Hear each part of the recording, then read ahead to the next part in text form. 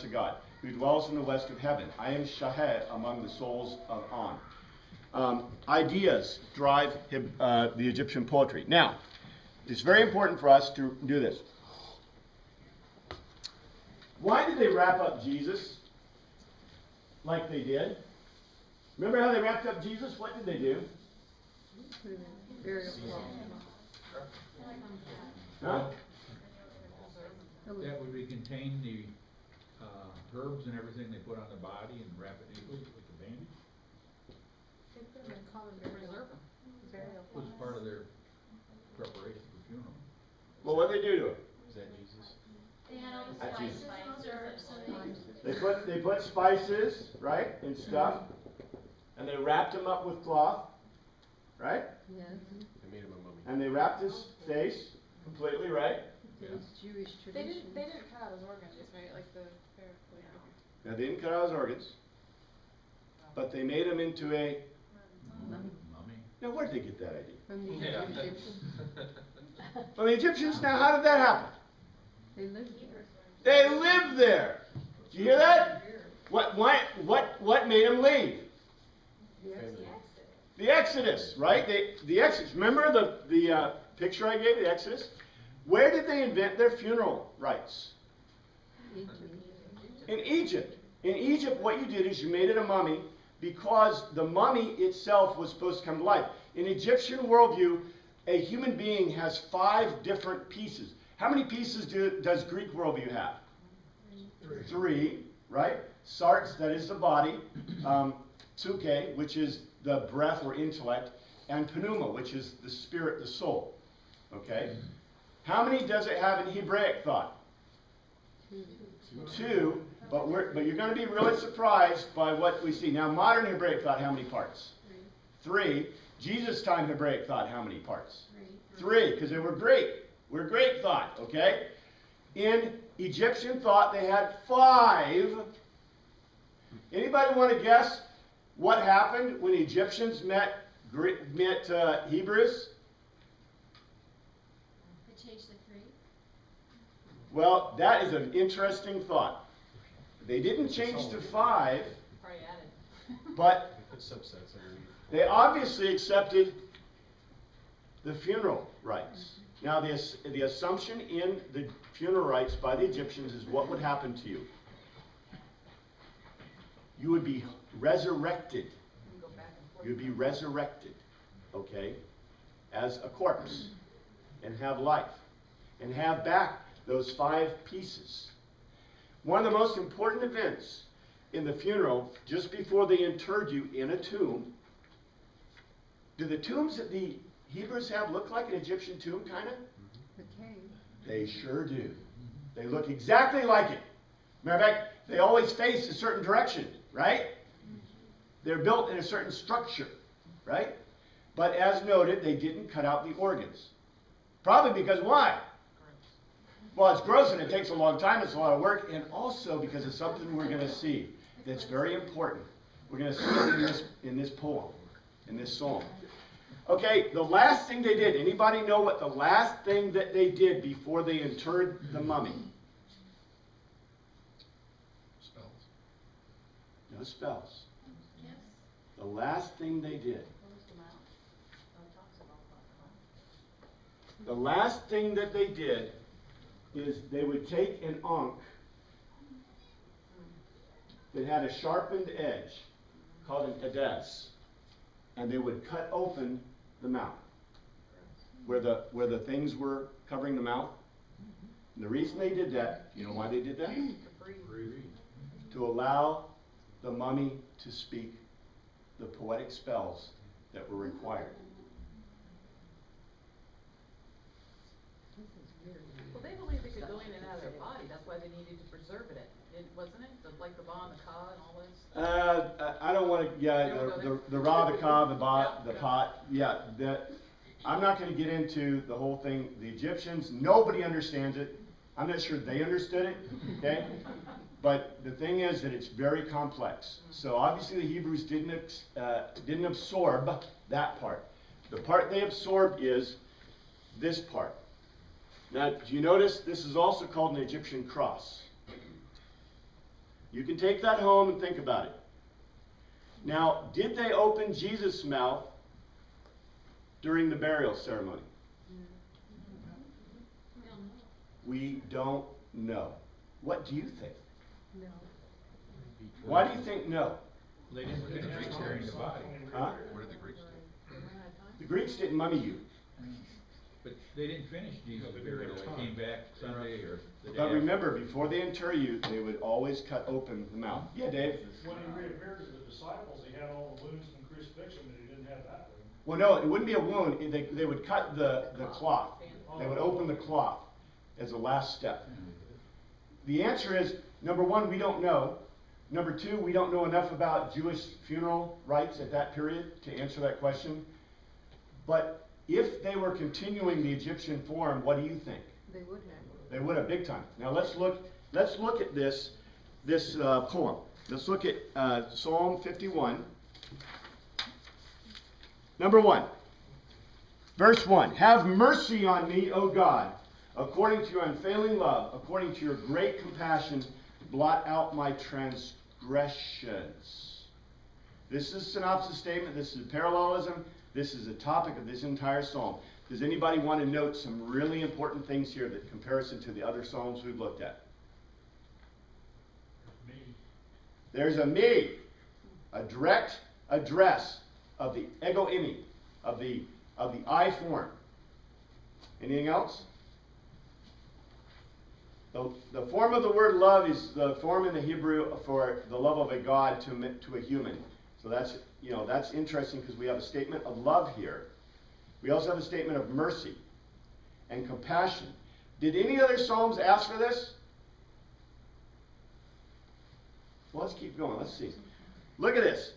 Wash away my iniquity and cleanse me from my sin. All right.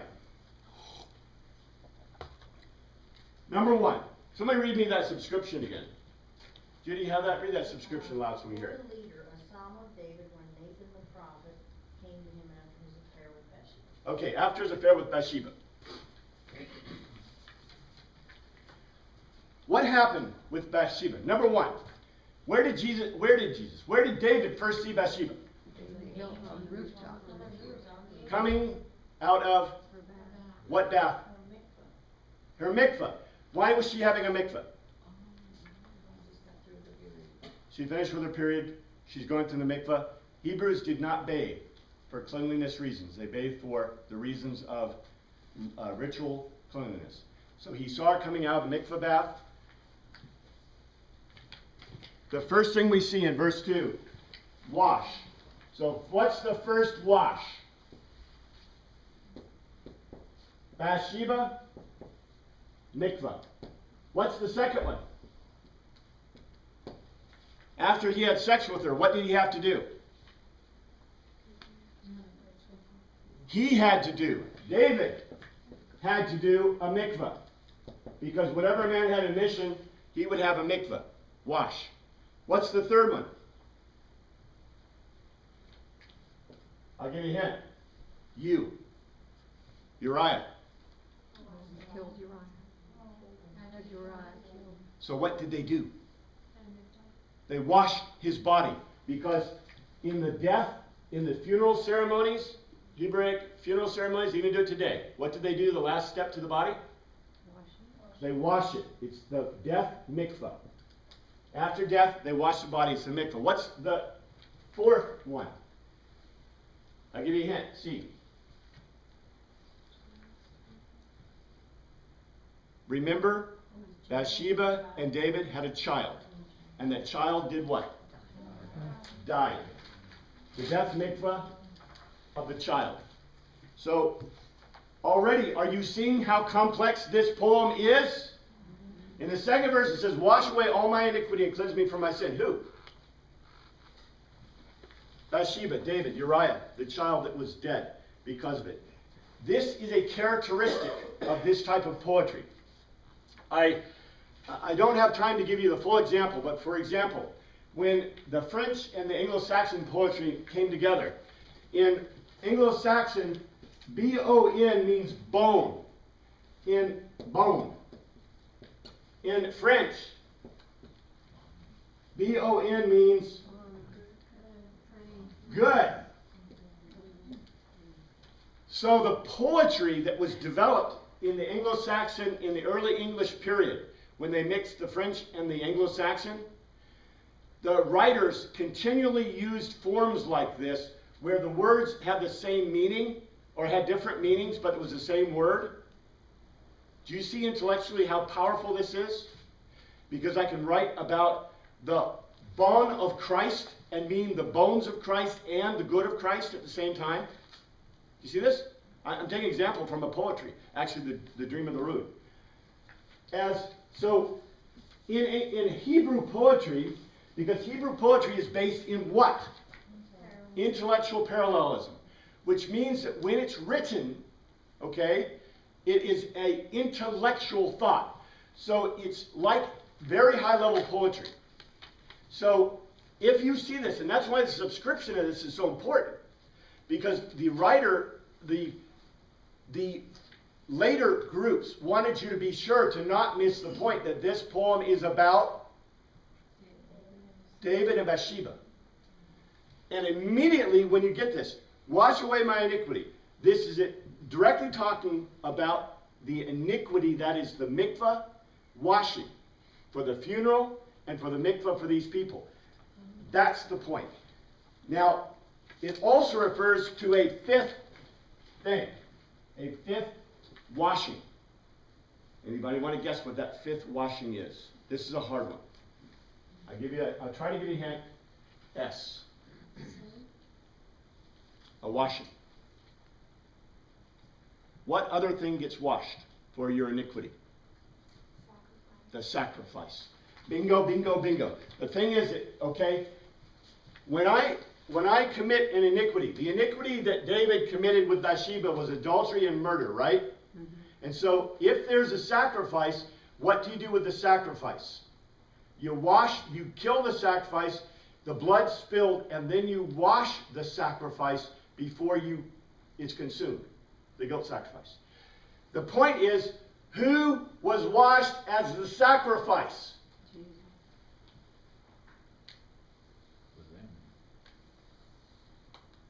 We're going to find out why in just a moment.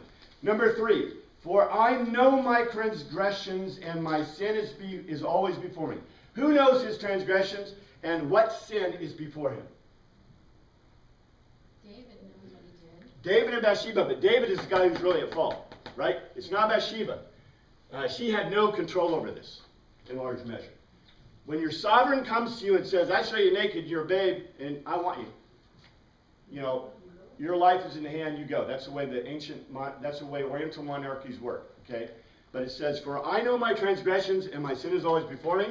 So whether this is written by David or concerning David, it don't matter. Do you see this? Mm-hmm. This is beautiful parallelism. Next one. 4th. Oh, and okay, I got to mention this. This is a very interesting statement because remember I told you, the sacrifice, let's see about the sacrifice. David did murder and adultery. Can murder and adultery be atoned through sacrifice? It can't be. And why? Because if you look at Numbers 15, it says in 30, it talks all about in unintentional sin. From 22 on, it talks about unintentional sin. And then in 30 it says, but anyone who sins defiantly, basically intentionally, whether native-born or alien, blasphemes the Lord, and that person must be cut off from his people.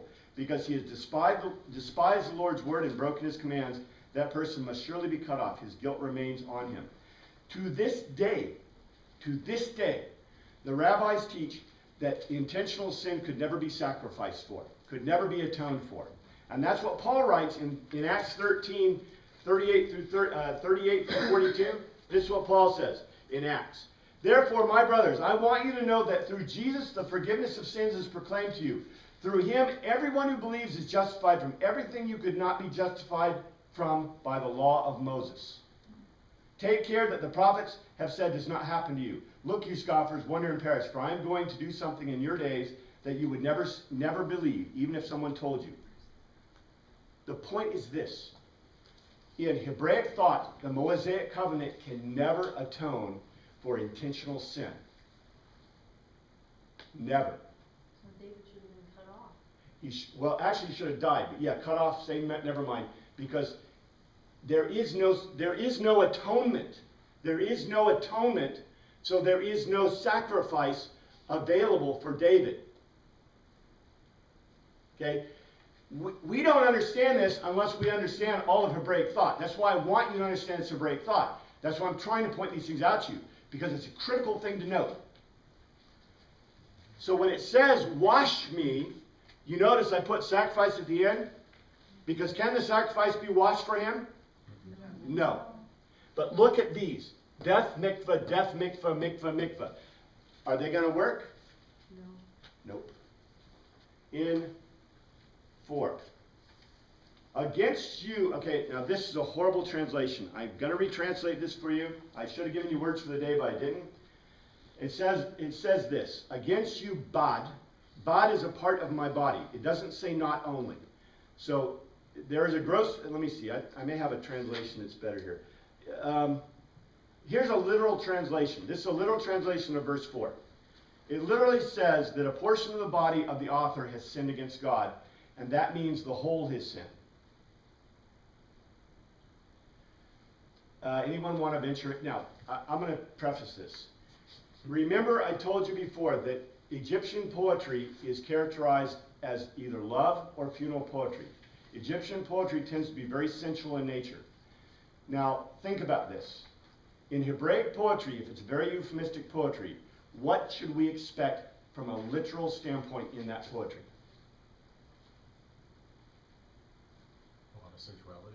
We should expect, number one, sensuality. Well, what we would consider sensuality, but they would consider what? Just a euphemistic way of saying things. So, for example, when David says that a part of his body sinned, or the author says a part of David's body sinned, what part of his body sinned? He had sex with Bathsheba. Okay?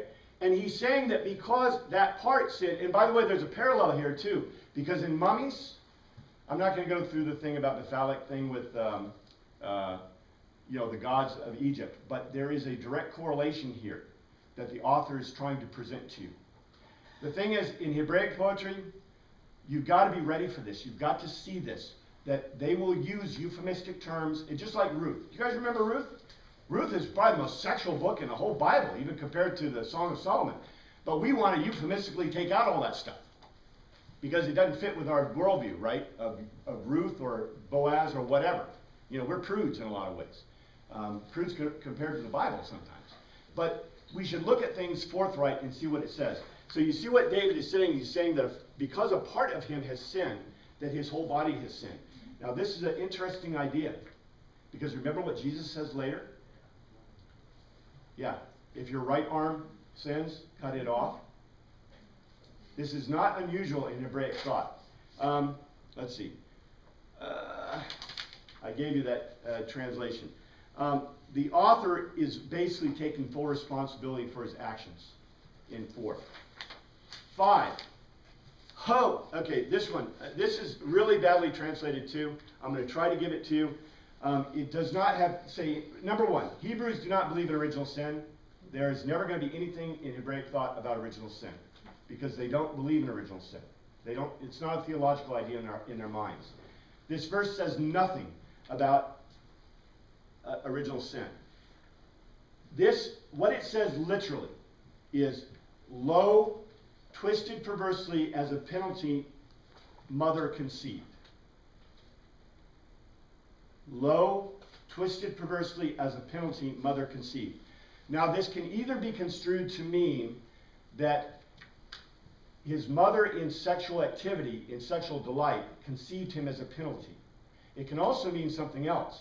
Because remember what I told you about Hebraic thought? Where does your Jewishness come from? From your mother. Why? Because in their culture they have the same problem that Uriah and David did. Whose child was it? You can only know for sure that it came from the mom. Bingo. Look at this. David is messing around with the guy's wife that he happens to see. How often do you think that happened in this culture?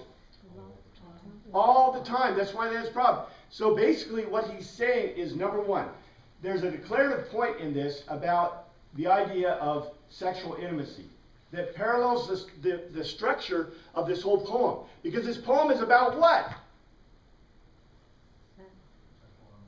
Incorrect sexual intimacy.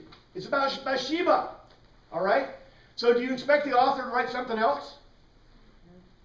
No. Like I told you, Hebraic poetry is based in what? Thought, ideas. So you're not going to find wishy-washy, mealy-weely, you're going to find hard-hitting thought. So the next point he says, the second point is the author is declaring that he is twisted perversely. He could, remember, the words in Hebrew are very euphemistic. And so the words twisted perversely could mean, the sexual intimacy of his mother. It could also mean it could mean his sexual intimacy with Bathsheba. It could also mean his perversion, or his, what did he do? He had sex, an adultery, and he murdered a friend, or a person he commanded, someone who's under him. And third, the author is making a statement in his own culture. Did David know who his father really was? Look, if he's messing around with women, outside of marriage, and he knows that it's a cultural phenomena, wouldn't you ask yourself the question, who's my daddy? His dad did kind of treat him poorly. Yeah, his dad did kind of treat him poorly. Didn't even want him to show up, when old Samuel came. So, do you see this? So he's trying to say that Jesse was not his father? No, he's the author of this. He's using the implication. He's using the implication to show you how pathetic he is. You see, he's done this. There's no sacrifice available for him. He may have even been conceived, by a perverse relationship of his father with another woman, or another man with his mother. Do you see this? So, we want to look at these poems like they are just wimpy little extractions. These are complex, very complex poetry. This is more complex than the Greek. Greek is very complex stuff, but it's simple because the language is not figurative. This is all figurative. This is all euphemistic. It's metaphors. It's simile. The stuff is so deep, it just will blow you away. Let's look at the next one. Verse 6. Gotta get through these. Surely you desire truth in the inner parts. You teach me wisdom in the inmost place. This will give you a hint of why they didn't rip the organs out of their funeral rites. Where did they believe that your nefesh, your tzuke, resided? Inside you, in your intestines. We'll get that in a second. Now look what it says in 7. Cleanse me with hyssop, and I will be clean. Wash me, and I will be water and snow. Why do you cleanse with hyssop? Explain to me what hyssop is. It's a septic. It's like what do you call it? An herb. An herb. Why would you do that though? Anybody want to guess? Funeral rites. So what is he saying? Treat me like I'm dead. Remember? Treat me like I'm dead. Because why? Death mikvah, dek mikvah, mikvah. Treat me like I'm dead. So therefore, do the funeral rites for me, and I'll be clean. Wash me. Mikvah. I'll be whiter than snow when? When do you turn white like snow? When you die. When you're dead. 8. Let me hear the joy and gladness. Let the bones you have crushed rejoice. Whose bones were crushed? No. No, not a bone. Jesus isn't even alive for another 1,000 years. Who's crushed bones? Uriah's. Let the bones. Why? And who else? The child's bones were crushed. Why? Why should they rejoice? Because the author is making the mikvah, is making atonement, is trying to find atonement for that. 9, hide your face from my sins and blot out all my iniquity. Why? Because huh? Don't look at it. God can't look at sin. God can't look at sin. He's telling God not to look at him. 10, and this is, okay, create, bara. Bara is the same word used in Genesis for create. Bara in me a bright heart. And it's not heart, it's leb. It's the, you said it before, intestines. It's the leb. This is the reason why they did not cut the guts out. It's because the leb included the what? The emotions. That's, you know, in Jewish thought, it wasn't the heart, doki doki. It was the intestines, grumble, rumble, rumble. Remember? O God, and renew a steadfast spirit, ruach, a ruach in me. This is a direct parallel to Genesis. Because the ruach, remember, in the Genesis account, it was the nefesh in man, but not the ruach. Look what it says in 11. 11. Do not cast me from your presence or take your Holy Spirit, Kodesh Ruach, from me. Kodesh Ruach. Okay? So in other words, what is in this guy? The Spirit of God. Do you remember I told you at the beginning, the thought was, in Hebraic thought, did the Spirit of God reside in a man? No. Never. Man did not have a soul, according to Jewish thought at the beginning. But in this psalm, what is in there? The Spirit of God. There's a spirit and a soul. There's a Spirit of God and a soul. And in 12 it says, restore to me the joy of your salvation and grant me a willing ruach to sustain me. Whoa! Then in 13 it says, then I will teach transgressors your ways and sinners will turn back to you. This is a new idea. This is a purely Greek idea. In Greek thought, what do you do to become better? Teach others. You learn, you teach. That's the whole idea of the disciples, the whole idea of the concept. Look at the rest of this really quickly. Save me from the blood guilt. Who's the blood guilt? Uriah and the child's blood guilt, the blood feud caused by the above, because the sacrifice wasn't sufficient. 15. O Lord, open my lips. Why? So you can praise He's him. like dead. Because he's like dead. Open my lips so that I can proclaim your praise. He goes on. You do not delight in sacrifice. This is incorrectly translated. It doesn't say you don't delight in sacrifice. What do you think it says? It says the sacrifice won't work. The sacrifice won't work because you can't atone for this kind of sin. The sacrifices of God are a broken spirit, a broken and contrite heart. O God, you will not despise. In your good pleasure, Zion, this is a bad translation too, that Zion thing. And the final one, there will be righteous sacrifices, whole burnt offerings. And by the way, when does this indicate this psalm was written?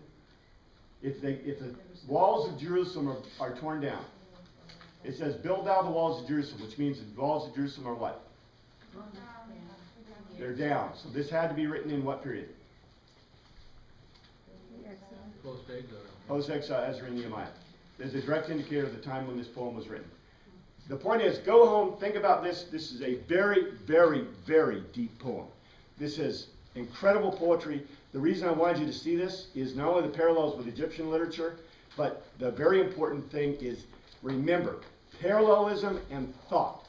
Thought, intellectual thought, is what drives the poetry in the Psalms. So if you keep that in mind, this stuff, it won't be easy, but it will become very clear to you. Thank you, Father, for your word. We pray that you continue to look after us this week. In your name we pray, amen.